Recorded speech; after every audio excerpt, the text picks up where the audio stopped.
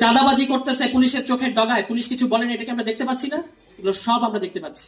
এবং প্রত্যেকটা দেখেন, যারাই জনগণের পক্ষের দাবি নিয়ে হাজির হচ্ছে, যারাই বলছে যে এই গণবিরোধী সংবিধানটা বাতিল হয়ে গেছে, এখন আমাদেরকে নতুন সংবিধান করতে হবে, সেটার বিরুদ্ধে দাঁড়াচ্ছে একটা বিশেষ রাজনৈতিক দল। যখনই বলা হচ্ছে জুলাই ঘোষণাপত্র দিতে হবে, কেন ঘোষণাপত্র দিতে হবে? কারণ আপনারা দেখতে পাচ্ছেন যে আসাদুজ্জামান খান কামাল, মোহাম্মদ আরাফাতের মতো ক্রিমিনালরা এখনো তারা বলছে যে নির্বাচন দেন দ্রুত, তাহলে তারা, এবং তারা ইন্ডিয়ান এক্সপ্রেসের পত্রিকায় তারা সাক্ষাৎকার দিচ্ছে, কিন্তু আপনারা এগুলো নিশ্চয়ই খেয়াল করছেন। সেই সাক্ষাৎকার দিয়ে তারা বলতেছে যে আমরা অপেক্ষা করছি। কিসের অপেক্ষা করছে তারা? আইনের শাসন ফিরে আসার।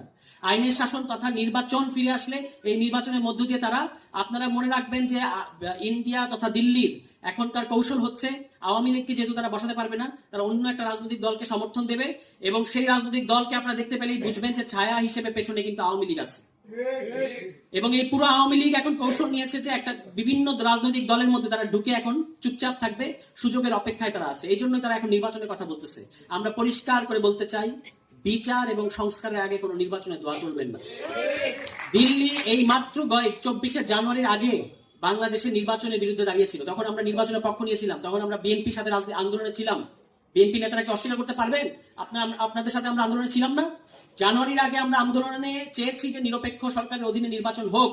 তখন দিল্লি কিন্তু বাংলাদেশের নির্বাচনের বিরুদ্ধে দাঁড়িয়েছিল। কি বলেছিল তারা জানেন? তারা বলেছিল যদি নির্বাচন দেন, জানুয়ারির কথা বলতেছি, যদি নির্বাচন দেন তাহলে আসলে ইসলামিক মৌলবাদীরা ক্ষমতায় আসবে। নির্বাচন দিলে ইসলামিক মৌলবাদীরা ক্ষমতায় আসবে।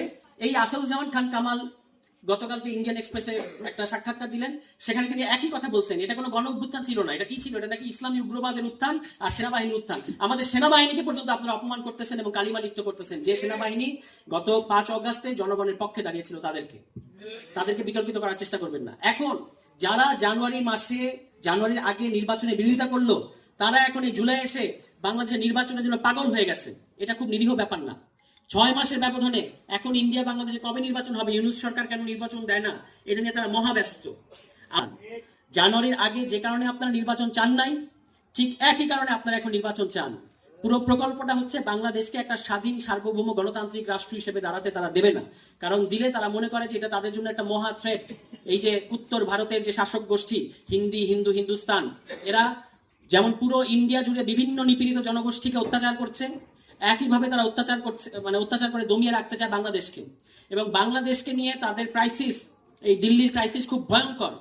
প্রথমত সে আপনার এই 18 কোটি মানুষকে সে গ্রহণ করবে না, কারণ এই 18 কোটি মুসলমান, তারা তো মনে করে মুসলমান মানেই হচ্ছে জঙ্গি।